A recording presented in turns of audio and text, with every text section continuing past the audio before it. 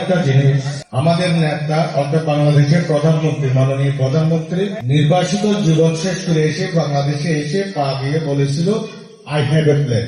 Plan থাকতে হবে, plan যদি তোমরা না করো তাহলে তোমরা সামনের দিকে এগিয়ে যেতে পারবে না। প্রত্যেকটা মানুষের একটা প্ল্যান থাকতে হবে। এই দেশকে যদি সমৃদ্ধশালী করতে হয়, এই দেশকে যদি আমরা মাদক মুক্ত করতে চাই, এই দেশকে যদি সন্ত্রাস মুক্ত করতে চাই, তাহলে আমাদেরকে প্রত্যেকটা নাগরিক, প্রত্যেকটা ছেলে মেয়েদেরকে সচেতন হতে হবে, শিক্ষিত হতে হবে।